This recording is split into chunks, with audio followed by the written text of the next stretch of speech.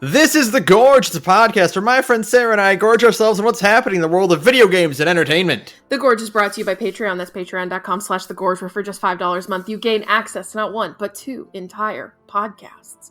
$5 gets you Takeout, a monthly commentary track where Ben and I decide we don't feel like playing something, so instead we're just gonna watch something and talk over it and take it easy. Take out it easy? No, that doesn't work. And $2 gets you Praetorian Pals, a series where Ben, Saturn, Oates, and myself sit down and play the MSQ roulette in Final Fantasy XIV, although sometimes we don't do the MSQ roulette in Final Fantasy XIV. Really, it's just an excuse to listen to us talk about Final Fantasy XIV while playing it, because it's eating holes into our brain. Yeah.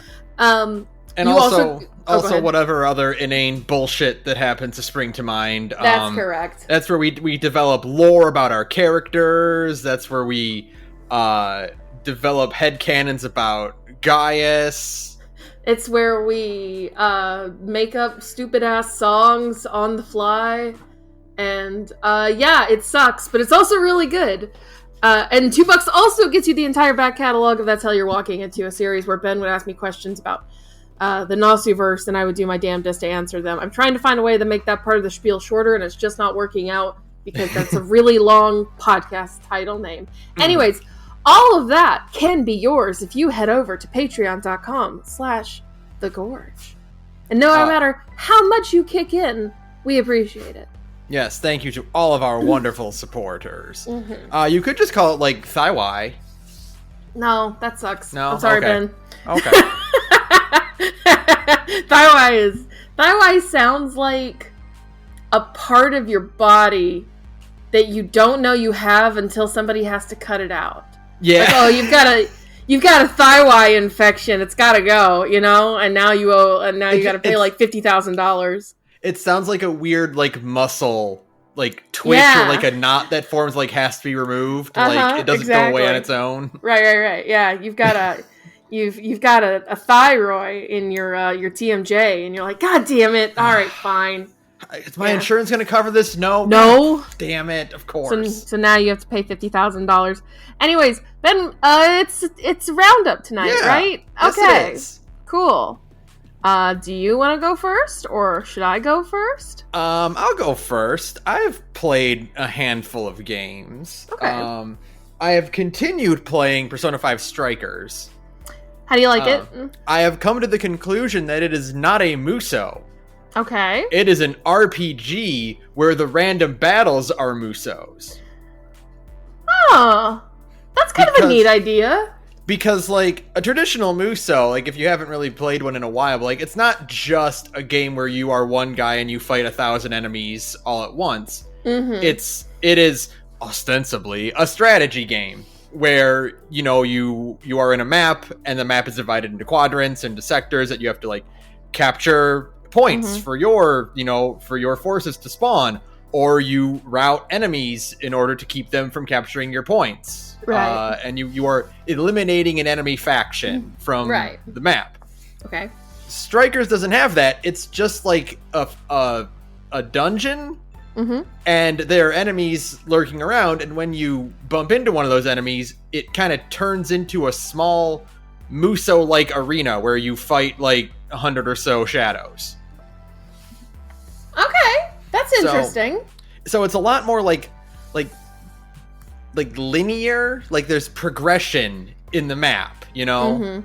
Like it's much more of like it is kind of a lot more akin to like an action game where like you go to the combat arena and there's the enemies, and then you do platforming in between, you know, the big open sections where enemies are. Right. Okay. It is really cool. You can you set your party of 4. You can't swap out Joker, but you can swap in the other 3 others from the other Phantom Thieves, and then as well as Sophie, the new girl, the Atlas new girl. Yeah, of course. The requisite spin-off new girl. That's right. And you can switch them when you get to save points. It is like set up like a regular Persona 5 dungeon, where it's like you go to the save point to swap party members. You know, your SP doesn't restore until you leave the dungeon.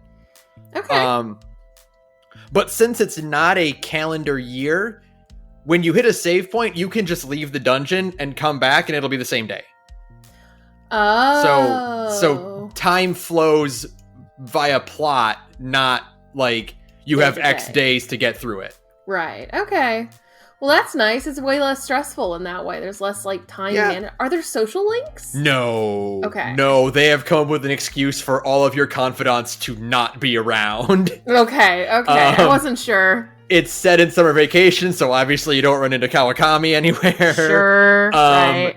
Takemi is off at a doctor's conference out of the city. EY is just like closed for the summer, I think. Yeah, that works. Sure. Like, that's very funny. Like it's an early plot point where like they're like, well, there's shadow business going on here, but our normal hookups for medicine and guns are gone. Okay, that's cute. Which like you could have just put them in there because like you still do have an inventory, like an item shop to like buy equipment. Like you could have just like you didn't have to like make the big rolls, but like. Yeah, just go to the shop. They could have just been there hanging out and been like, "Oh, hey, kid, how's it going?" Right? Yeah, they didn't have to be like a plot element. They could have just been like in it. They could have just been there. We like UI. We like Takemi. Bring them back. But what it is instead is that Sophie orders things off of the dark web and has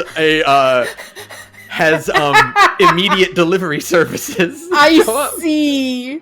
That owns. Okay, that's actually really funny. Yeah. That's okay. So I ordered a gun off the dark web.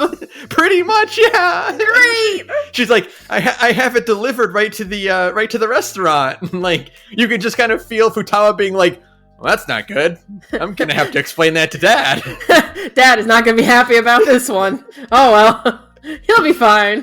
Futaba, you're ordering a lot of packages nowadays. Don't open those. Look, don't worry. It's like, oh no, did you order another weird anime figure? No, it's significantly worse. Actually, yes, I ordered another weird anime figure. Don't look at it. It's a hentai figure. Don't look at it. I'm ashamed. Don't look. And inside is just like an M16. Yeah, exactly. It's really big to be a hentai anime figure. Yeah, it's really embarrassing. It's one of those like deluxe statues, you know. Mm-hmm.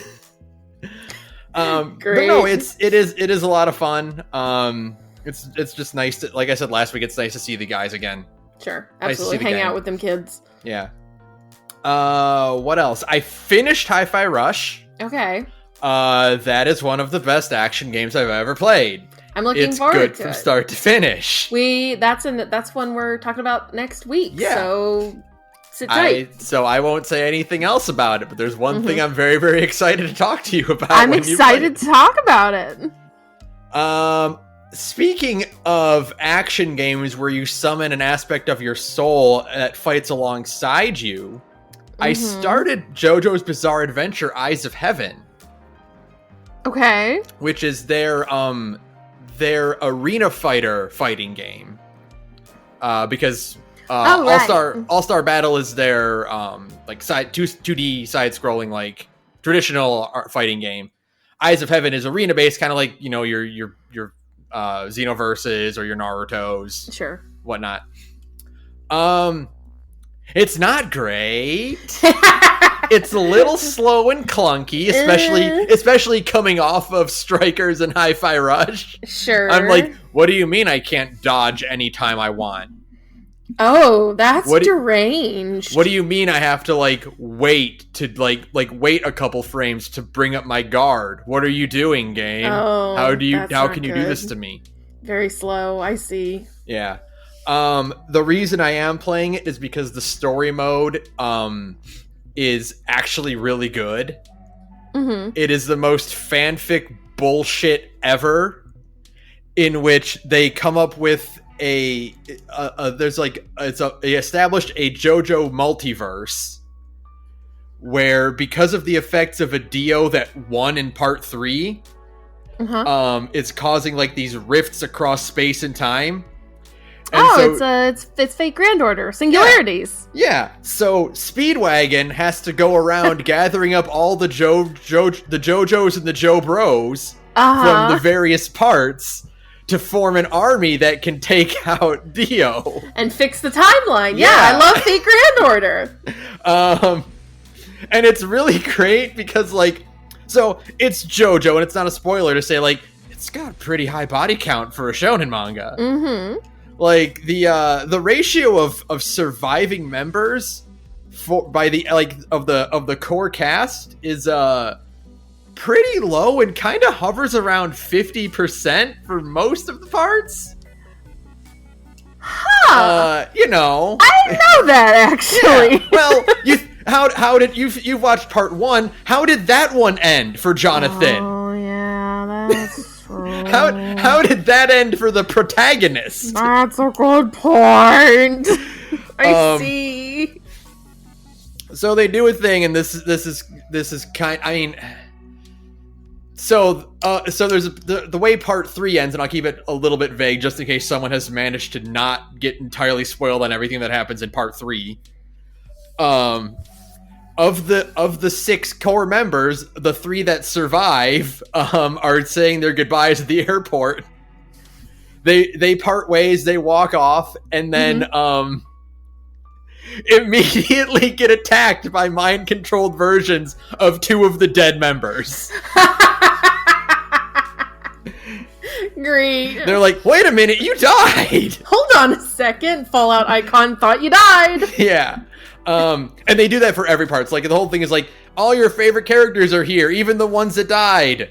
Great. Just put the whole gang together and go on fun adventures. Don't worry about it. Don't think about it. Yeah. Don't think about it too hard. It's the best kind of fan fiction where everything worked out perfectly for everyone. Mm-hmm. It is very fun because you get a lot of interactions of older versions of characters interacting with younger versions of characters they knew. Mm-hmm. Like, there's a bit where the part 5 cast interacts with one of the characters in part 3 that they run into.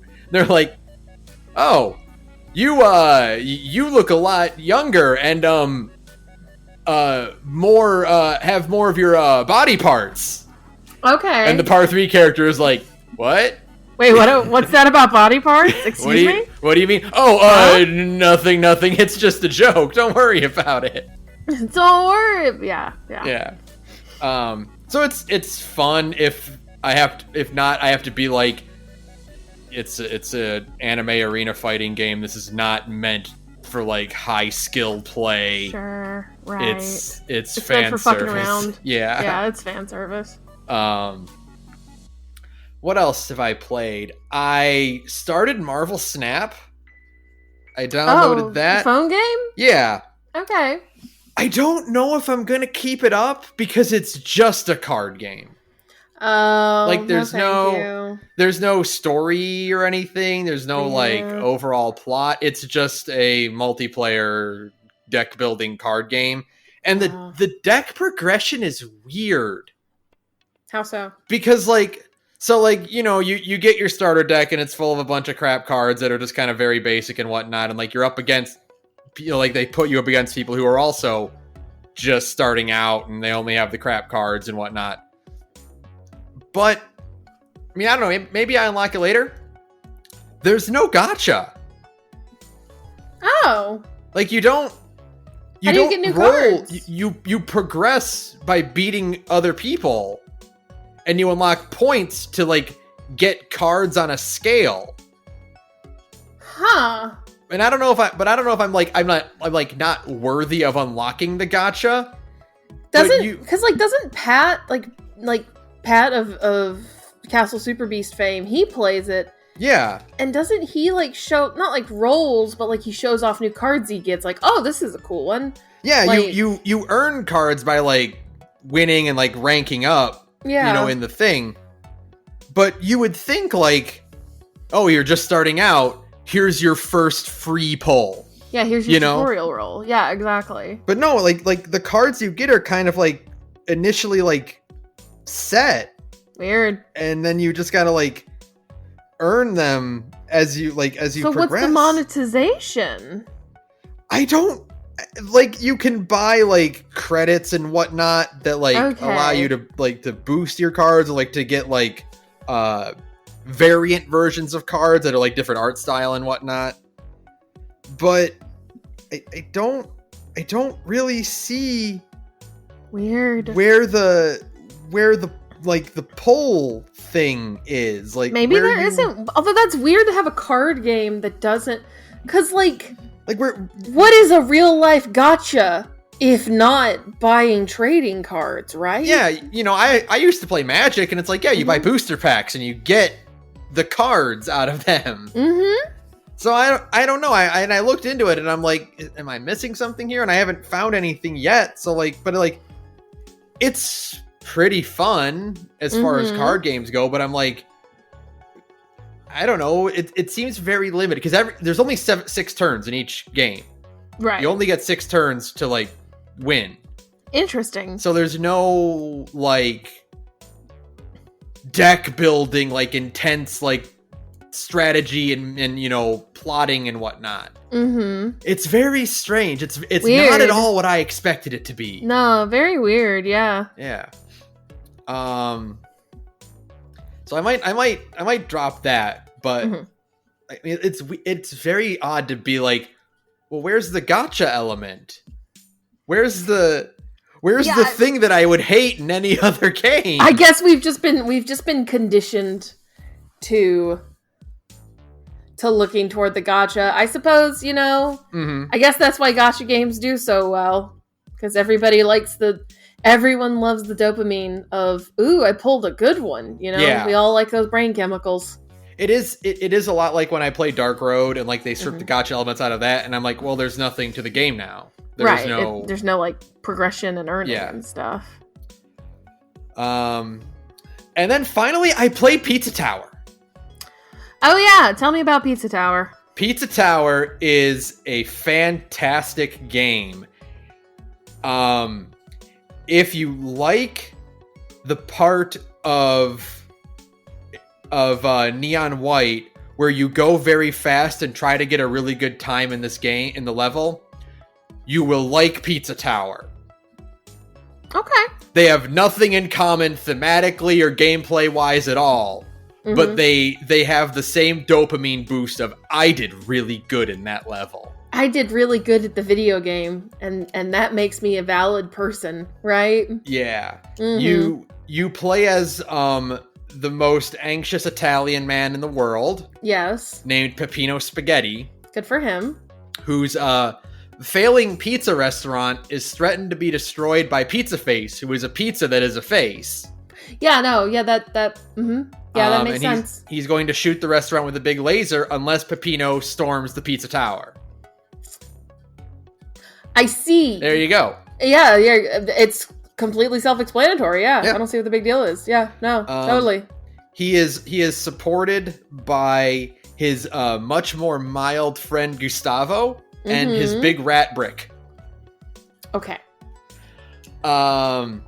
The art is immaculate. Sure, I've seen it. It's like MS Paint style. It looks like a Saturday... Like, we say Saturday morning cartoon a lot, but, like, this explicitly is, like...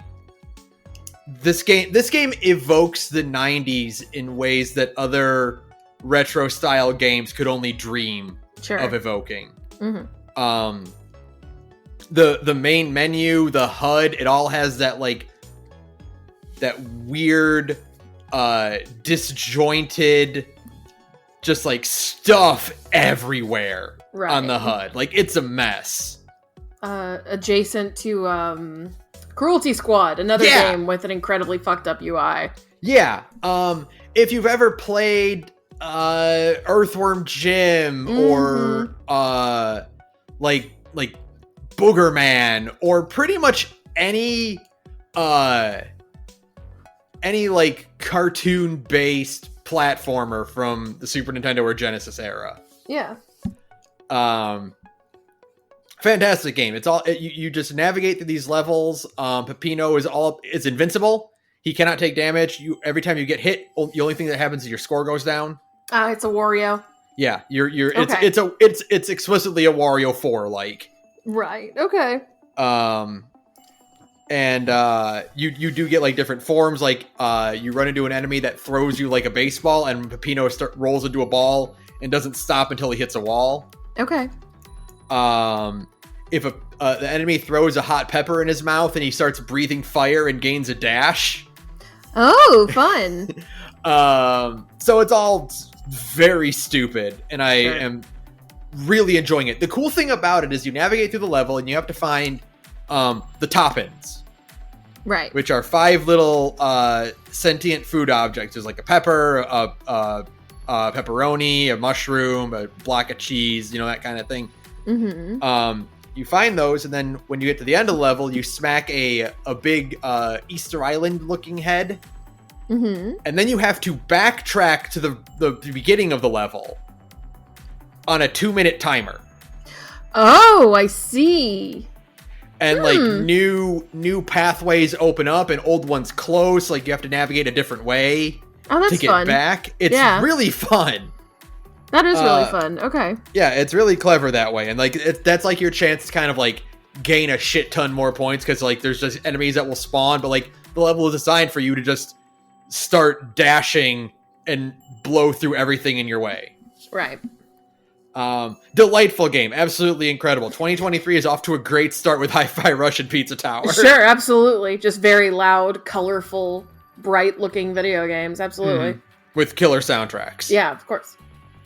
But yeah, that's about it. Okay. For me, just a lot of really good games already. I'm seeing, tons of good video games. Well, I actually did something that isn't just play Fallout for once, so be proud of me. It isn't Yay. many things, but 2 things really like of import to talk about. I guess 3. One is just a funny little thing. So kicking off, Oates came and visited me over the last week or ish ago. I'm losing track of time already. That was fun. We primarily just hung out, but the funny part is we basically watched all like the first half of Transformers Prime again. Nice. We just kind of like, that whole thing's on YouTube for free. Wait, really? Yeah, you can just watch Prime? all Transformers Prime on YouTube, like on an official Transformers account. Yeah. Wow. Okay. Yeah. So that's funny, just because like there's nowhere to watch it legally, I think. Mm-hmm. So because it's not like on Paramount Plus or any shit like that. But yeah, no. So we watched Transformers Prime. The other thing is we watched the first 4 episodes of Ancient Magus Bride, which is a really good anime. We had to stop because I kind of had like an emotional reaction. That's fine. But like a good emotional reaction, but still, I was like, I think I've had enough Ancient Magus Bride for a night. It was one of those like, this needs to be a personal experience. Yeah, I need to just kind of sit down and chill with it. But it's really good. It's really funny how obviously the artist for Ancient, like the mangaka, really likes Full Metal Alchemist. I noticed that. Because all of the designs are extremely FMA in like kind of brilliantly simple, right? Like everything is very like clean line work and very simple character designs, but everyone is very unique and readable. And everybody makes really fun little cutesy facial expressions, and just like it's just a really cute kind of slice of life magic show. But my favorite thing about it, among many things, 2 favorite things. One is that so the main dude is a guy named Ulrich, right? Yeah. I might be wrong. It's been a second, and my brain is I'm just like, of course, I can't remember it now that I'm on the spot. But the main dude is the guy with the skull head, right? Mm-hmm. And so he routinely does the Alphonse from FMA thing, where he goes from being like very sinister looking deer skull head man to like the most charming little blob version of himself you've ever seen in your entire life. Yes. I love him. Very endearingly kind of weird and just like very forward kind of character who just says things very bluntly. Good character design. Just kind of great in general. But the other thing is, do you like your magic shows absolutely packed to the tits with magic shit? Yeah, Have I got an anime for you? It's called The Ancient Magus Bride. Magus Bride. Magus Bride? Whatever. It's great. Like, every episode is just like, here's some more magical shit. The King of Cats. dragons and fairies and the fairyland and all these like familiars and crystals, like all like just tons of fucking magic shit everywhere, right? Mm-hmm. Which is like A+, 10 out of 10. That's what you want. If your show is going to be a magic show, it needs to be like a really fucking magic show. Yeah, you know? Absolutely. Like the one thing, like the pet peeve I have with a lot of like more, like a lot of like series that are like kind of more grounded is when they have magic, but it's like, oh, but it takes so much of your life energy to cast a single spell. Yeah, who cares? No, fuck you. Make it magic where I can do anything I want with no consequence. Yeah, there's tons, but there's also just like tons of varieties of magical shit. Like there's dragons, and everybody has their own kind of cool, unique way of doing magic. And there's like crystal magic, and like all kinds of stuff. Like I said, there's like you can like talking cats. Who live in like this. It's all set in England, so you know you get a lot of like beautiful pastoral English village shots and shit like that. And you know, so there's the king of cats and curses and wizards and sorcerers and mages and all that good shit. Yeah. And yeah, it rules. I just love I love when the magic show just leans in on all the different kinds of magic and world building and all that fun stuff. I really, really like it for that reason alone. It's charming. It's a good show. It's very kind of, I wouldn't say like immaculate. It's very well animated, but it's not like super like Sakuga, you know, like really elaborate animation shots. But like it does what it does very well, you know? Like it's very kind of quiet, sort of slice of life-y, solving magical mysteries kind of show. And I've enjoyed the first 4 episodes that I've watched, so I'm looking forward to watching more. And then last but not least, I started finally Signalis. I didn't get very far. I got about an hour and a half in, so I cleared the first 2 kind of zones and got kind of far into the second little because like, you know, it's divided by it's like the intro zone, the first floor of the it's a labor camp, the first floor of the labor camp where you do like your initial puzzling, and then I got down to the second floor and stopped for the night because it was getting late. Signalis rules. I think we've talked about it before. We watched Saturn play some of Signalis, the first like 4 hours of it on stream in the Discord. Yet another reason to join the Discord because we're always hanging out. And so like none of it was super new to me, but it is fun to play it again because like that's a game that knows exactly what kind of tone it's going for. Right? Like just everything about it is really impressive to me. A lot of Signalis. Signalis is like, you know, we played Neon White and I liked Neon White, but I wasn't sad that I didn't play Neon White in time for the Gorgies. I feel like I'm probably going to kick myself that I didn't finish Signalis in time for the Gorgies, but it's fine. Because like everything about it is just really immaculately designed. Like it's kind of going for this Silent Hill, like obviously really heavily referencing Silent Hill. I've seen enough to be like, the save room is just Silent Hill. Yeah, it literally does a bright red box that you save in, so it's specifically going for Silent Hill 2. There is a character who I have seen interacted with twice. The first time she interacts with you, she says, "You shouldn't be here. There's something weird about this place. You should leave." And then when you interact with her again, she says, she basically says word for word Angela's introduction from Silent Hill 2. So, you know, like they know what they're doing. Yeah. But I know that it forks off in a completely different direction. But it's like, it's super going, like leaning into like this Silent Hill kind of, you know, third person 3D retro aesthetic that's really good, but also it's going really hard for the other thing that was happening in like the late 90s to early 2000s, which was that kind of lo-fi anime game, right? Yeah. And it also does that extremely well. And those two parts just kind of come together, and it has this very sleek, like cyberpunk sci-fi horror aesthetic going on that just looks great.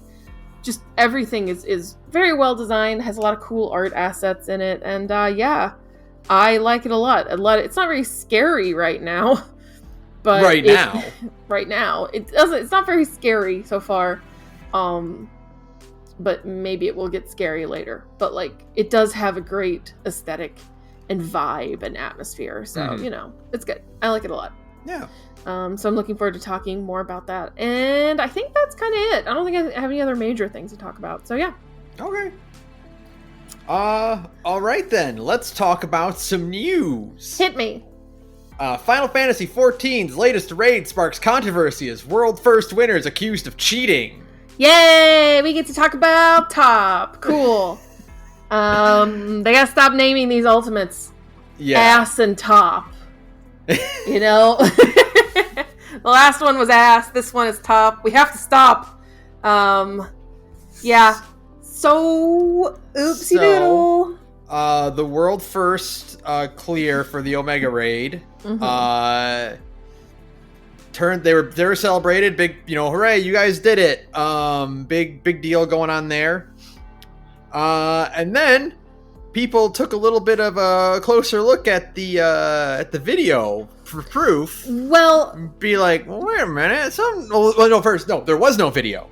Yeah, that's the thing. So it was a Japanese group who posted the picture of like their whole, their group at the end of the Omega Protocol, which is Omega Ultimate, right? Right. And everyone was like, "Oh, cool." The group is literally called Unnamed, which is very funny. Yeah. So Unnamed, they post their picture of their whole group standing at the end of the Omega Protocol. Really very fast world first clear, right? Mm-hmm. It took a while for DSR, which was the previous one, Dragon Song Ultimate. That one took several days for that one to get cleared, and this one it was pretty quick. And so people were starting to go like, well, that's weird.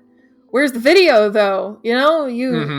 If you're going to be a world first raider, people who go in and try to finish this first, you want to take videos so you have proof. And it's like, oh, well, they don't have any video proof. They just have this screenshot of them standing at the end posing. And it's like, And then a few days, and so everybody's like, that's kind of weird. And then a few days later, one of their, I think it's an 11-man group, and one of their alternates, one of the people who wasn't in the Omega Protocol raid, right? Mm-hmm. They posted a video of Unnamed doing the Omega Protocol, and then they zoom the camera way out. And it's like, oh, okay. So, if you don't know, you shouldn't, but you can install plugins to Final Fantasy XIV that let you do, they don't autoplay the game for you, obviously, but they let you pull the camera back out further, there are UI mods that track information that isn't normally accessible to regular players. Yeah. You can live track your parse, not just have a parse checker on and look at it after the encounter, right? Yeah. Things that will definitely get you banned if you're caught, and things that are easy to get caught doing when there's a video of it. Right. And the thing is that there's no way currently, because they don't do easy anti-cheat for Final Fantasy XIV. Thank God. Thank God, yeah.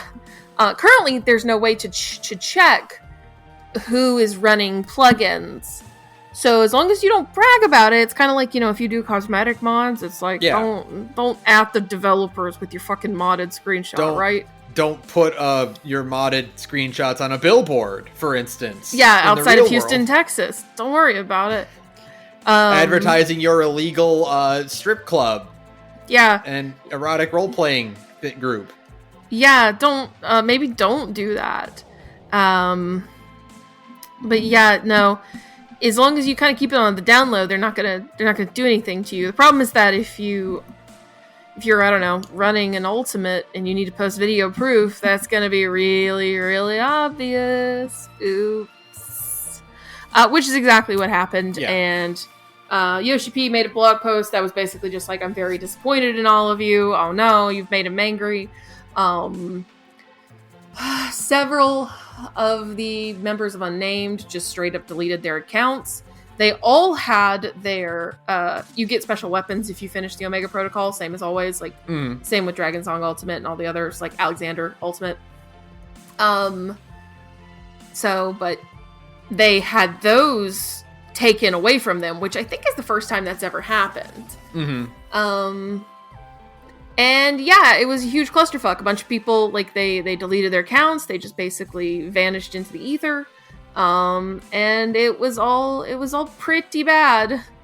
And it's the second time this has kind of happened, because, like, Dragon Song Ultimate was not complete. Like, we know that the Neverland are the guys who cleared Dragon Song Reprise, DSR. They did use some form of a plugin, not like a huge camera zoom plugin, but they used an something that was like automatic markers. Like, you know how there's markers on the floor for like raids and shit that tell you where to go for certain mechanics? There's a plugin, I think, that you can set up that will automatically move those markers. And like, that's, you know, that's kind of a gray area, right? Yeah, that's still a little bit like, no, that's not... Because the whole point is that you're supposed to remember that placement instead of having the markers do it for you. So, you know, that's still kind of a gray area. And, like, they still got the congratulations for finishing DSR, but... You know, 2 days later, there was also a Final Fantasy XIV blog post that was like, hey, just to remind you, we don't like it when you guys use plugins. Yeah. Hey, just a heads up. So this was just even more of that, which is like, oh no. Also, Yoshi P has said that, okay, we're not going to celebrate first clears anymore. Yeah, they said they might stop celebrating first clears, which is very sad. But I mean, you know... That's kind of the thing, is like, people, you know, they're not doing it for the whole, like, the learning of the mechanics. Yeah, the sportsmanship of it, or the learning of the mechanics. It's just to say they did it first. And when that happens, of course, it's going to be an arms race to see who can use, like, plugins and shit to get it done first, right? Yeah. So that's a shame. I hope this doesn't mean they're talking about easy anti-cheat for Final Fantasy XIV, because that would destroy cosmetic modding. Yeah. And I don't want that. I mean, if this keeps up, it's just going to ruin it for everyone who just wants their character to look prettier. That's right. Next, speaking of cheating. Oh no. More evidence points to Billy Mitchell cheating for his Donkey Kong records. What? Yeah. Oh, gimme. So, new photos showing him playing the game indicates that he's using an 8-way joystick instead of the classic 4-way joystick. Oh. Now, the reason why this is a thing, you wouldn't think for Donkey Kong, because Mario can only move in 4 directions in that, right? Like, you can only go up, down, left, and right. Like, there is no... Why would an 8-way joystick matter? It turns out that the nature of the barrels being thrown is affected by what direction you're holding. Oh. Which means that if say you're climbing a ladder, but you're holding it in one of the 8 directions. Yeah, so you're still going up, but you also have the button going left or right. You can manipulate the barrel positions and their speed that way. I see. So, you know. Okay. Yeah, I see. well, Billy Mitchell was always a hack and fraud. His hot sauce isn't that good either. It just keeps happening that more and more shit keeps coming out. Remember when he got really, really mad because they made fun of him on a regular show? No? Yeah. There was one of the episodes of regular show. I don't even remember the exact plot, but they were it was kind of like they were in an arcade tournament. Mm-hmm. And the guy they had to defeat was a giant head with arms and legs. Oh, right. And I do remember this. He just kind of looked vaguely like Billy Mitchell. Yeah, because he has Billy Mitchell's dumb fucking beard and haircut. Yeah. Yeah. Yeah, okay. Great. Which, dude. Stop being a cheating scumbag and... Yeah, don't be an asshole and people won't make fun of you in cartoons and stuff. It's literally that easy. Yeah, just stop doing that. Mm-hmm. No one's putting a gun to your head to be an asshole, Billy Mitchell. Yeah, no, this is all you. You're just getting caught repeatedly. Yeah, dude. Speaking of FF14 mods. Oh. Popular Final Fantasy XIV mod trends on Twitter after developer adds malware to program. The G-Shade debacle. Yes. So there was a G-Shade is one of the most popular mods in FF14 because it makes the game look prettier. Right. It It's basically a it's a shader. It color corrects. Final Fantasy XIV's default colors are kind of toward the orange, the yellow and brown kind of. Mm-hmm. Everything's a little more muted than you might want. So G-Shade fixes that. Mm-hmm. Very popular mod. And then an update went out that that would check to see if you're running other third-party programs. Right. And if it was one that the developer didn't like you using, G-Shade would shut your computer down. Yeah, this is a weird one. And this happened because the exact step-by-step of this, I don't know in total detail, but this happened in part because G-Shade was also checking to see if you had updated it every time. Yes, that too. And there was this literally a 16-year-old girl wrote code to bypass that, and you would run it. Mm-hmm. And that pissed off the G-Shade developer so much that the next update turned G-Shade into malware. Yeah, because the idea was that G-Shade updates so frequently, and it's annoying to keep track of. Right. So the idea is, well, I'm good where I am with it. I don't need anything more. I'm going to turn off updates. Mm-hmm. So instead the update goes out that causes a shutdown of your computer. Yeah. To which, when people obviously went, hey, G-Shade developers, what the fuck? Mm-hmm. One of the developers went, oh, it could have been worse. Which is the worst thing you can best say. Response. No, that's not the smartest of responses that you could possibly have. No. So then basically everything went to shit overnight. Yes. So G-Poser, which is attached to G-Shade, they kicked them out of the Discord. G-Shade is basically gone at this point. The dev has gone silent. It's basically a huge shit show. The GitHub evaporated. Mm-hmm. Yeah, the whole thing is just gone now, and a lot of people are like, well, shit. I use G-Shade a lot. Yeah, well, everybody's Also, from what I hear, apparently it was kind of a nightmare to actually just uninstall. Yeah, and I think that's the thing is that the aforementioned 16-year-old girl also came up with a way to do that as well. Yeah, which is very funny. Yeah, which is because it's one of those mods that it's not just you get it and you slap it into your mod organizer and you call it a day. You had to actually it's a whole thing. You have to go in and go to files with unintuitive names and go into folders that are usually hidden. And so now everybody is having to switch over to Reshade, and it's oh, okay. And even people who are good with computers, I always feel get a little bit oh, I shouldn't be in here. Do I really need to be touching these folders? I feel like I'm going to break something permanently forever. I'm gonna double click on something for too long, and the rename field is gonna pop up, and it's gonna crash everything. And my whole computer is gonna catch on fire. Yeah. And my mom's gonna be mad at me. You downloaded too many browser extensions. That's what you downloaded too many browser extensions. All these video games you play put viruses on the computer. No, Mom, that's not how computers work. Well, in this case, it kind of does, because you did install malware on your computer, but that was their intentionally fault. That was their fault. They turned it into malware. Okay.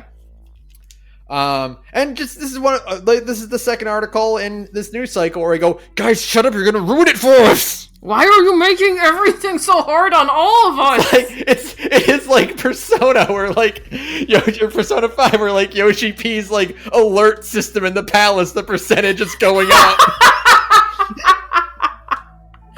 Yeah, exactly. Slowly making everybody more aware of mods, and it's like, would you shut the fuck? It's the Wooly Madden gif, you know? Yeah. Shut the fuck up. Shut the fuck up. You know, that's the title card for the episode. Is Wooly going, shut the fuck up? Yeah. Don't tell Nintendo about your your fan game. Right. And don't tell Yoshi P about how you mod Final Fantasy XIV. Come on, guys. We have a good system here where Yoshi P pretends to not notice if it's not right in front of his face. And then what you don't do is stick the jiggling titty physics mod in his face and go, hey, Yoshi P, you like what you see? And he goes, no, and then he kills you with a hammer. Absolutely not.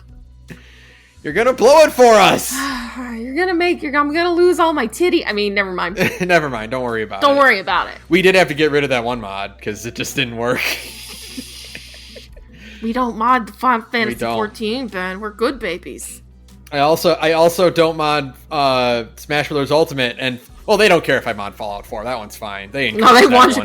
No, Bethesda desperately wants you to mod Fallout 4 to make it into a good video game, so they don't have to keep doing any work.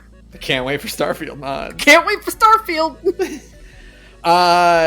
Next, exclusive. Xbox, Nintendo, and Sony won't be part of E3 2023. So it's not even a fucking E3. Come on, guys. So who's gonna be there then? Just cancel it. Come on. E3 is dead. What does that leave? EA and Ubisoft? Well, Ubisoft is not even a company anymore. Ubisoft's about to be a garage sale, you know? Like EA, because Bethesda always joins theirs with Microsoft, so they're not going to be there. Yeah, they're not going to be there this year. And then that's a shame, because I always like Bethesda shows at E3.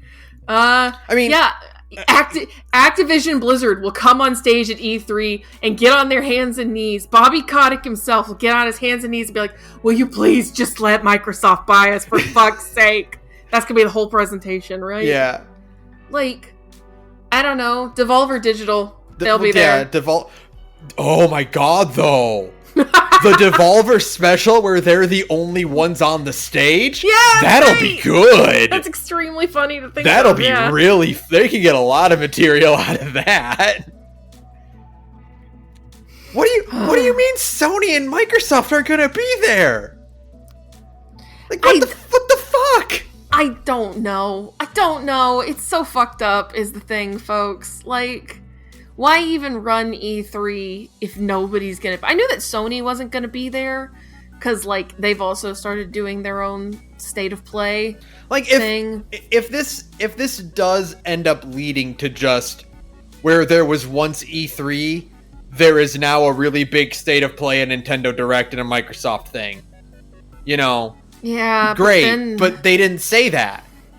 But then the thing is that, this also means we're never getting out of the hell of E3 in finger quotes, lasting the entire month of June and sometimes July. Yeah, the summer. I don't want another summer of game. The summer of games is here to stay. I think the Keeley's. I think Keeley won. I think since E3 is still happening from, if the article says June 13th to 16th, I think that means that if Sony and Nintendo and Microsoft want eyes on their show, they're gonna set it close to that time frame.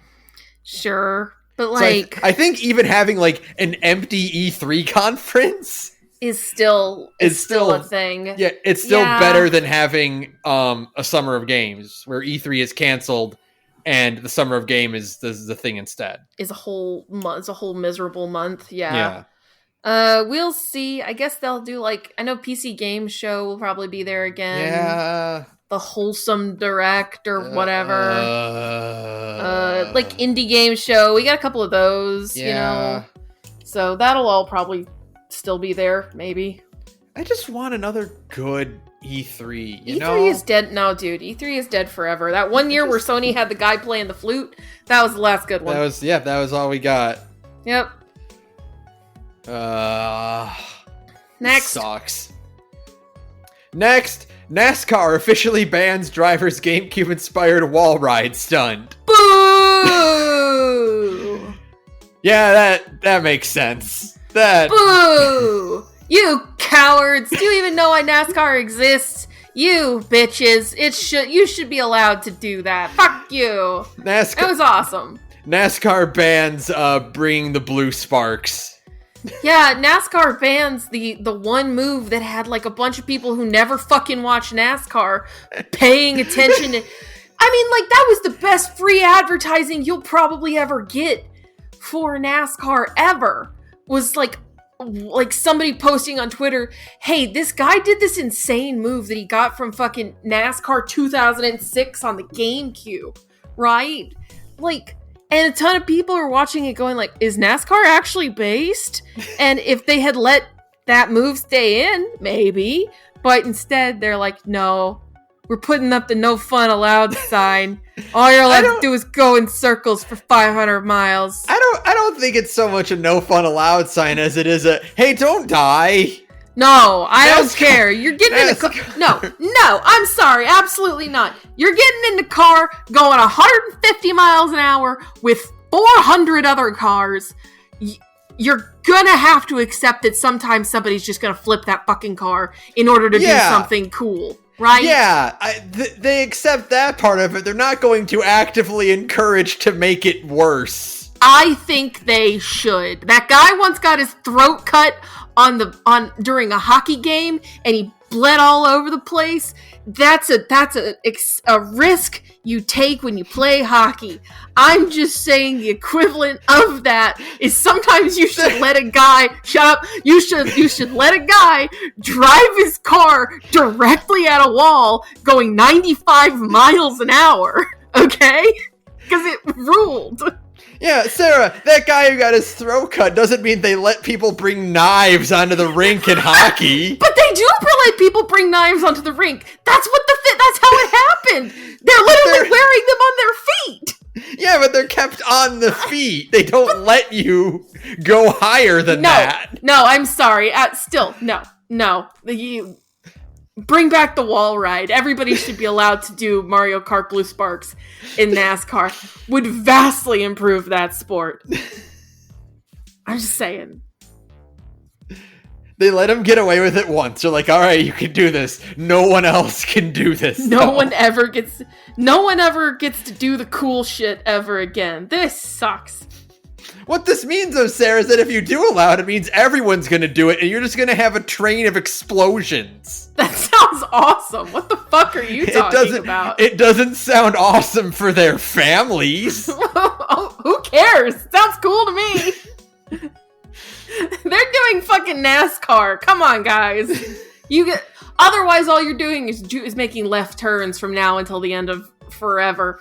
There's nothing to like about NASCAR if you're not riding your car on the wall at 95 miles an hour. You know what I mean? Look, maybe if NASCAR also had a turtle who rode a cloud and had a fishing pole that could drag cars back onto the race, you might have a point. But they don't. They just have fire. Yeah? What's your point? Still sounds base to me. Listen, Dale Earnhardt went out the way he wanted to go. That's all I'm saying. You know? If it's good enough for Dale Earnhardt, it's good enough for the rest of you motherfuckers. I don't think that's a good metric to have. I think it's perfectly fine. That's like saying, if it's good enough for Evel Knievel, it's good enough for every other motorcycle rider. Yeah? Yeah, what's up? Absolutely. I forgot you're a lunatic. Okay. Yeah, bro. What they should do is they should invent no rules NASCAR, where they get those like demolition cars that have the metal pole in the center to support it. And that's when you can do wall rides. Okay. Sure, okay. But not when you're in the regular car that already has like a tendency to explode, just going fast normally. Yeah. Well, who won this race? The only person who survived. That sounds base to me. We turned NASCAR into Battle Royale. Hell yeah. It's now Fortnite. The kids will love it. Sarah, there's a whole movie about why doing that thing is a bad idea. It's called Battle Royale. There's also an entirely extremely successful video game genre about why that's actually cool. It's also called Battle Royale. Yeah, but in that game, it's fucking Kratos and Master Chief. It's not real people. Well, you know what? Don't we all want to be like our heroes? Specifically Dale Earnhardt. I'm just saying. What's up? Sarah, be honest. Is Dale Earnhardt your hero? Dale Earnhardt was pretty cool. Is Dale Earnhardt your hero, or are you just using him as an example to get more people to kill themselves in car accidents? Now listen here, I won't let my good name be slandered like this in the middle of a podcast recording. I'm just saying, let the man do a wall ride. It was cool. Now he gets to be the only one who's ever done it, so good for him. He gets to celebrate that. The one man who made fucking Zoomers care about NASCAR for 2 days. And they reward him by going, no one else can do it. Okay. Close it, and that's what we talk about, about lost opportunities. You close the door behind you, folks. Nobody else gets to do the cool wall ride. I see how it is. This sucks. Next. Nintendo Direct February 2023. Biggest games and announcements. Oh.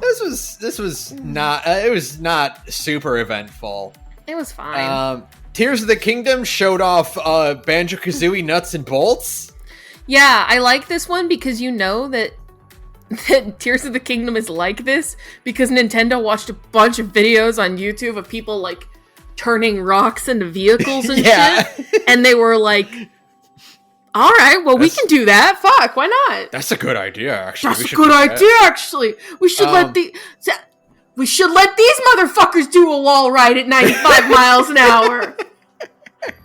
Well, there's Mario Kart news on here, so we'll get to that. All right. We finally got to hear Ganondorf? Possibly? Question mark? And we're pretty sure it's Matt Mercer. We're pretty sure it's Matt Mercer. That would be insane. Because, like, it might be Matt Mercer, but it's really weird because, one, Matt Mercer doesn't do voice acting anymore.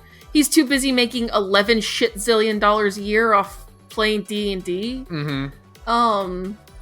I guess he does voice acting for that fucking Friends at the Table cartoon that happened of all fucking thing. Not Friends at the Table, the other one. Critical Role. Yeah. Friends at the Table is the superior version of Critical Role, and you should listen to it instead. Or you should listen to Big Gay Nerds. Anyways, but, like, it would be crazy. One, because, like, no offense, but none of the other voice actors in the new Zelda game are very good.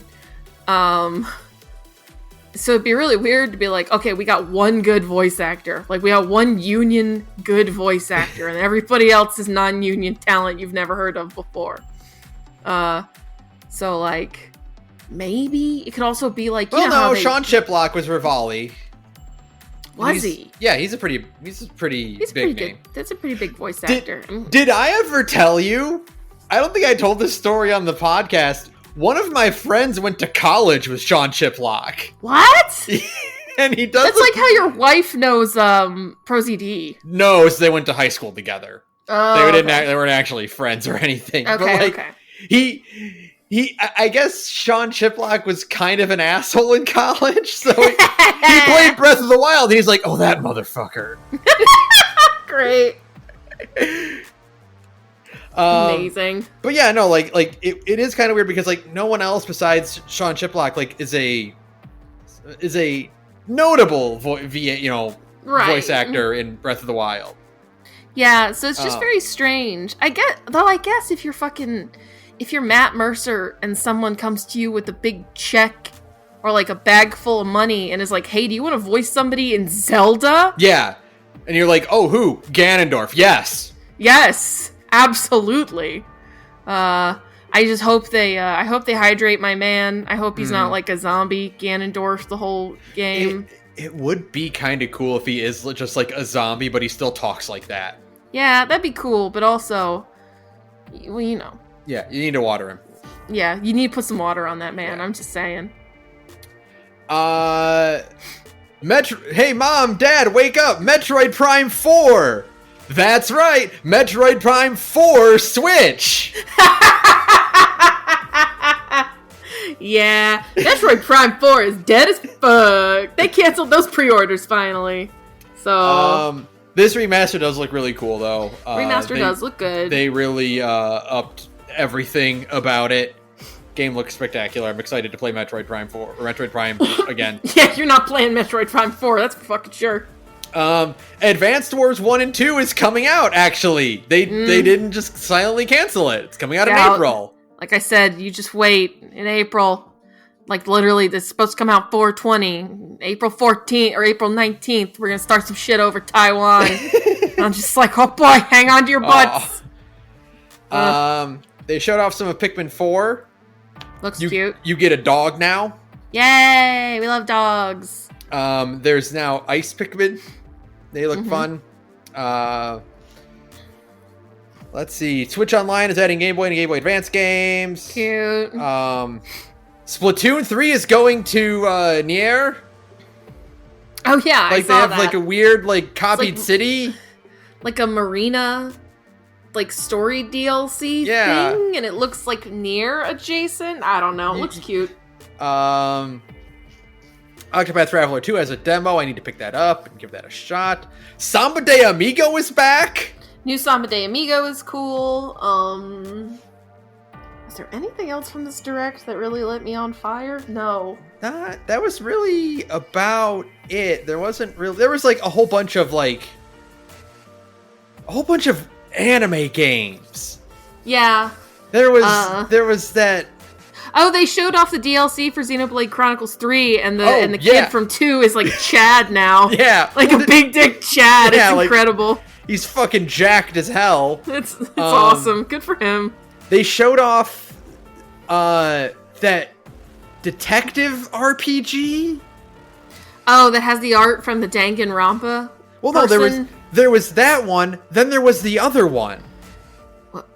Oh yeah, that's right. The level 5 one. Yeah, because level 5 got to take over everything with this. Yeah, level 5 was like, oh fuck, we really want that Western money again. Oh fuck, that's right.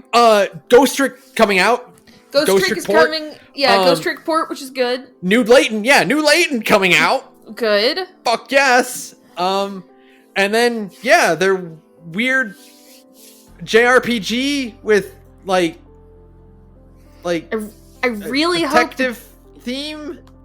I really hope the Ghost Trick port comes out to more than the Switch. Like it just first look was on the Switch, because Ghost Trick is Shu Takumi, which is the Ace Attorney guy, the guy who made the good Ace Attorneys. So that alone is why you should play Ghost Trick, even though you don't. I don't know anything about Ghost Trick, I just never had a chance to play it. So like I'm really hoping that this is going to come out on other things as well, so that I can actually play it, because I really like that. Deca Police is the other weird RPG, like visual novel. Oh, that's like it's like set in like a computer. Yeah. Weird. I don't know what this will be like. I'm curious though. It looks like Ace Attorney plus a like Persona. It looks very strange. Yeah. But that's really about it as far as new things. We got other looks at just some other things. Bite and Kaitos 1 and 2 are getting HD remasters. That's right. That's nice. And yeah, Mario Kart is adding Birdo and a whole new track. Yeah, but like, it's not part of the DLC pack. Like, yeah. It's like just free stuff that everybody gets? Yeah, well, it's like, well, the initial DLCs were all classic tracks that were being ported for Mario Kart 8, and now they're just adding a whole, like, straight up new course. Okay. To the DLC. So cool, yeah. That's about it. Cool. Anything else? Yes. 16 years after release, Team Fortress 2 is getting a major update. Hello? What's going on? I'm scared. Team Fortress is getting an update. Do you think that means they'll finish the comic? No, absolutely not. This is crazy. Out of nowhere, a blog post on teamfortress.com is just like, this is because they've had updates where they added like some cosmetics, they've redesigned some of the maps for like holiday theming and whatnot. This is like, we're adding new maps, we're adding new items, we're adding new taunts, like new stuff. Insane. Not just remix stuff or like, cosmetics. Like, this is new content coming to Team Fortress 2. Amazing. Truly amazing after all this time. No word on anything. They're announced there, it's a Steam Workshop update, so like, hey, you guys make it for us. May 1st is the deadline for the Steam Workshop. The blog post specifically says, we're very excited for this exciting summer situated but not summer themed unless you want to develop summer themed stuff update. Okay, cool. So, crazy. It brought that revival of that little video of all of the hero shooters that died between TF2's develop launch and now. TF2 will never. We are not going to die. We're going to live forever. It can never go away. No, I'm sorry. TF2 is eternal. They fixed the bot problem and they're like, fuck it. I guess we're still gonna make it. Yeah. I'm stoked. I would love to get new stuff in TF2. Next, Alan Wake 2 now playable from start to finish, says Remedy. Wow. So it's gonna be coming. It's coming. Soon. It's coming. I'm looking forward to it. I'm really looking. That means I gotta finish Control at some point in my human lifetime. I gotta push for that. And I guess I gotta do the what's the DLC called? The Alan American Wake DLC? Wasteland. Yeah. I heard that's not really connected to like the main Alan Wake shit at all, though.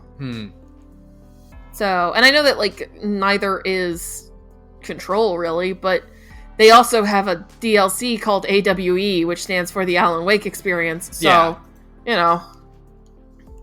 I really like, because I did start the AWE DLC in Remedy before I like kind of fell off of Control. I do like the idea that like, because you've played a little bit of Control, like you see like the objects of power and whatnot, and like the events and whatnot. Yeah, it's kind of cool, like these things that are like side quests or like little like curiosity points in Control were the entire game of Alan Wake. Like just one of these things. Like the whole story of Alan Wake is one of the events that is documented in Control. Oh, that's fun. Okay. So it's like, yeah, this whole game you went through, it's a single page document in Control. That makes sense. It's like an SCP, right? Yeah. I mean, that's what Control is just kind of like SCPs and stuff. So that makes sense. But I like that kind of like sense of scale, Yeah. Like that perspective, like proportion shift. Just really cool. Next, Indy, The Flash, Guardians, and more. Biggest trailers from Super Bowl. I can't read that. What is it? You're a football person. Is that 37? What? What Super Bowl was it that was just happened? Was it 47? 47? What's an L? Is that 40? That's a 40. Okay, 47, yeah. I don't fucking know. I forgot too. Now, in my defense, I know football. I don't know Roman numerals. But yeah, I think that's 47. So yeah, there was a couple notable trailers, at least as far as you and I are concerned. Guardians 3. Snore. Did you watch it at all? I didn't watch it. Okay. The only one I watched was the Transformers one. I don't care about a new Indiana Jones movie. I don't care about a new Guardians movie. That ship sailed, you know? They're very clearly like, this is the last hurrah for the Guardians. And Dave Bautista has very clearly moved on from playing Drax. Yeah. And it's like, you might as well just put up a sign that says, like, by the end of this movie, one of these characters will die. Will die! Yeah, exactly. Like, it's probably Drax. It's either Drax... Because Dave Bautista isn't going to play him anymore. Yeah, it's probably going to be Drax. You know, they might kill off Chris Pratt. Who knows? Depending on how busy he's going to be with Mario. Yeah, okay. Yeah, okay. Everything about the Mario movie looks great, except for the Chris Pratt thing. Right. It's like, oh no. Rise of the Beast was a 30-second spot that just showed off a little bit more of Mirage, or Jazz. I mean, Mirage. Yeah, definitely 100% Mirage, folks. Yeah. Definitely Mirage. Yeah. He looks fucking great, though. Oh my god. He looks great. It's a glorified Porsche commercial for sure. Yeah. But the actual design does look very good. I will admit to that. He looks incredible, and it showed off pics of his new Studio Series toy, and that also looks stellar. That does look good. Oh my god, I'm so excited. The Flash finally got a trailer. I am just stunned. Fucking incredible. There must have been, like... Ezra Miller has to have something on these people, right? Yeah. Oh yeah, they have to, like, their contract must be like 300 pages long, and if DC violates it, then Ezra Miller literally gets to kill James Gunn.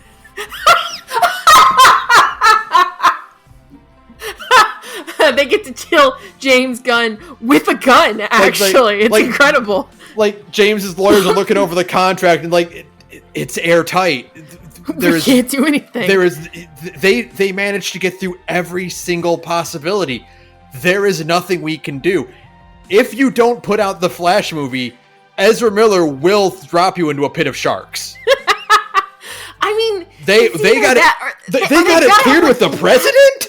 They have to have, like, blackmail on somebody, right? Like, it's the only way. Like, they've got to have, like, I don't know, who's the guy who keeps ruining everything at WB? Dave Zaslav? Yeah, Dave Zaslav. He's got, like Ezra Miller has got him dead to rights. Yeah, on of, something. Like, having sex, I don't know, at a furry convention or something, right? Yeah. Like, getting, you know, receiving lascivious acts from a big-titted Rouge cosplayer from Sonic the Hedgehog, right? Like, that's gotta be it. That's the only option. Yeah. They have to have some sort of dirt on that man, you know? Otherwise... Because, I mean, like, Ezra Miller is a huge piece of shit, folks. And that's why they were in Hawaii. They were getting the evidence. Yeah, that's true. Man. Either way, the movie looks bad. Yeah, it looks tacky and bad. Ezra Miller sucks ass. It blows that this movie somehow gets to exist, but that Batgirl movie is dead forever. Mm-hmm. And a bunch of other cool shit that WB was making or has made is now, like, dead forever. The Venture Brothers movie, we're all just like, don't you do it. Don't you do it. Also, it's once again, you're not a comic person, but it's Flashpoint. Oh, okay. Look, I'm not a comic book person, but I know the resigned sigh of, oh, it's Namek again. Okay. Yeah. Mm-hmm. Hey, we're doing an adaptation of a Flash story. Guess which one we're doing? Is it Flashpoint? It's Flashpoint again. It's Flashpoint again. Hey, we're doing this one again. Hey, we're gonna do an adaptation of a Batman story. It's The Killing Joke. We put elements. The Dark Knight. We put elements of The Killing Joke or The Dark Knight in this thing. Look. Yeah, I get it. They're one of the biggest reasons why Into the Spider-Verse and Across the Spider-Verse are good is because aside from it being about a bunch of multiverse Spider-Men, it has nothing to do with the actual comic Spider-Verse event. Right, exactly. Not a single goddamn thing, and that's to its benefit. Yeah, no. It's incredible to me that they just are just like, we're just going to keep doing these like same, but I mean, yeah, of course, I guess it's not that incredible to me because, morally bankrupt division of this entire industry, right? Comic book movies. Yeah. Creatively and morally bankrupt. So of course they're just going to keep like rehashing the same shit over and over again and hoping it sticks this time. So I guess I'm not that surprised, but it's still just like, man, okay, guess we're doing Flashpoint again. The thing that like really makes me think that Ezra Miller has dirt on them on the entire DC studio is because like the plot is there's two Flashes and they're both played by Ezra Miller instead of doing the No Way Home thing where like, hey, we got the other actors who played this character. There's a really popular Flash TV show that you had for like 8 seasons. Yeah. Maybe he could be in the movie. No, okay. Just two Ezra Millers? Okay. Just two Ezra Millers. Okay, fine. You have Ben Affleck and Michael Keaton as two different Batmen, but you have two Ezra Millers. Okay.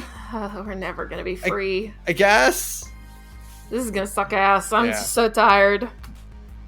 And then finally, Harrison Ford gets to play a character he actually likes, so good for him. Good for him. I also did not watch this trailer because again, I could not possibly care. I don't really care about this either, but like I'm glad he's actually playing a character that he liked playing instead of one that he hates. I guess Harrison Ford's having fun, so it's fine. If he's having a good time, then I'm happy for him. Harrison Ford seems happy. Me looking at Ezra Miller. Who are you? The wretched Ezra Miller. Yeah. Poor Giga Chad Mirage. Oh, God. And finally, The Witcher 3's next-gen vaginas were unintended, devs say. No, Ben! You can't do this to me! Okay. So CD Projekt put out that next-gen update for The Witcher. Right? Some of the texture packs and updated visuals and whatnot were from fans that they repurposed. I see. One of these texture packs to update, the skin textures and character models. Yeah. Was I get. naked. Yeah, I get. Huh. So. Well, then. If you got to a scene where you could maybe look up someone's skirt, you would see something that is not allowed in an M-rated game. That's a whole hoo-ha just out and about. I see. Yep. Well, that's why you check your files, guys. That's why you double check before you. If you're gonna use files from a modder, which is what it sounds like they did. Yes. They like got permission to use files from a modder. Listen, I don't know if you've ever been on the Fallout 4 Nexus before, but like modders are freaks.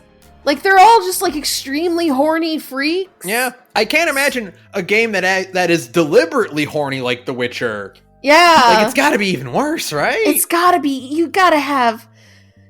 Well, no, I will say I think Fallout 4 and the Bethesda properties are still worse because they're taking something that's so sexless and making it horny, right? That makes sense. Versus The Witcher, which has already got like sex and titties and stuff in it, so like it's fine, like you don't really need to sex it up anymore, and so no, there's not like as much demand for that. Obviously, there is still some demand because otherwise we wouldn't be having this problem. But in general, you don't need to like sex it up as much, and because of that, you don't get as many mods, etc., etc. But still, modders are freaks, and if you're going to check a file, if you're going to use a file from a modder, just do a little bit of work. It's not open even those files. It's not even like a really obscure thing. It's like a character texture. Like it's Yennefer. It's Yennefer. You're really not gonna make sure they didn't do. Nobody at CD Projekt Red for a second was like, we can trust this modder to not do anything weird to Yennefer, our extremely hot video game MILF. Like I know what like a character, like a skin texture, like a fully unfolded skin texture looks like in the game files. It's pretty obvious if something is amiss. If you've added something new, it'd, especially considering that, I think you would notice it very quickly and go, that's a vagina. Yeah, we should fix that. We should maybe magic eraser that off so that the girls' bits are not just out there for anyone to see. I'm just saying. Like, it's not like it was a really obscure audio file that played something weird or anything like that. It's a texture. And it's in the video game, in your M-rated video game. And I got bad news. They don't let you stay in M-rated video game if you've got a fully modeled bits in your video game. And that's some advice you can use. That's some advice you can take to the bank. That's some news you can use. You're welcome. That's Sarah's life advice. Step 1, don't put any fully rendered bits in your video game unless you want to be an AO game, you know? Unless that's like your thing, then like go for it. But like, don't I'm not otherwise. A prude. Yeah. Like, maybe don't. Or more importantly, if you're a video game development company worth millions and millions and millions of dollars, and you take some work from a modder, maybe double check it. Just once. Just once. Just saying. Who knows? Yeah. Maybe somebody at CD Projekt Red did double check it and they were like, sounds like an improvement to me. And they just hit the, put it in the video game button, which I assume is just a giant red button on their desk. Right? Approved. You just slap that and it just immediately goes into the video game. You just stamp the texture. Yeah. And then it gets sucked into like a pneumatic tube on your video, like your computer screen, and now it's in the video game. That's how it works, right? That's definitely how they work. Totally. Cool. I knew it. Great. I know everything about game development for sure. Yep. So that's it. That's all the news we got this week. This is a weird week for news. Okay. This is a very like provocative news week. It's very saucy news week. We're talking about like sex and violence and explosions and stuff. A lot of cheating, a lot of violence, a lot of illicit activities, and a little cars blowing up. A little bit of full frontal nudity too included in there. This is a spicy episode of The Gorge After Dark. That's what this one is. Like we're marked on on like iTunes is like mature because of all the profanity we just regularly drop all the time. That doesn't surprise me one bit. No, but like we're really earning it this time. Yeah. Listen, if you're gonna be rated M, be rated M. Maybe that's why they put the hoo-has in The Witcher. Somebody was like, you know what, we're rated M. Let's go all the way. Well, we put dicks in Cyberpunk so we can get away with it, right? Yeah, it's fine. Sure, why not? Yeah.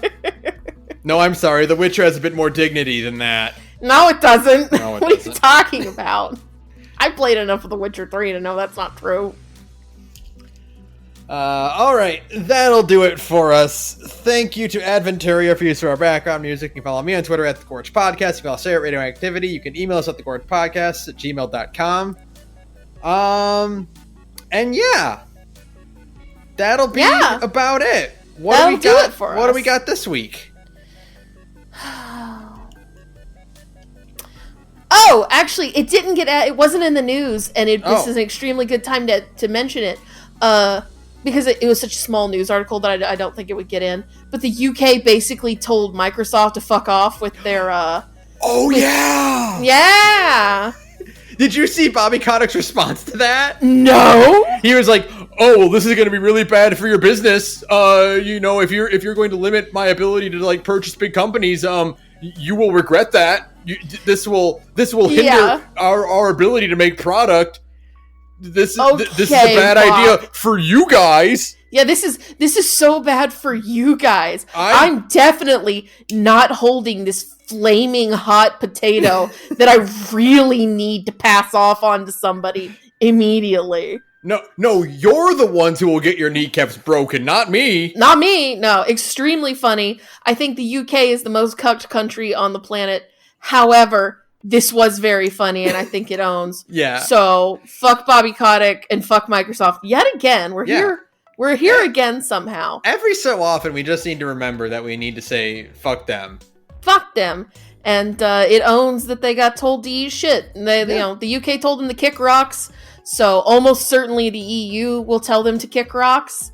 And then it's just a matter of time before the United States also tells them to kick rocks. Well, the United States gets bullied into saying it. Right. Well, that's, because we're the second most cucked country on the planet. Yeah. Yeah, for sure. Yeah. But you can't spell cuck without a U and a K. So. You're welcome. Maybe that's the title of the episode instead. Good night, everyone.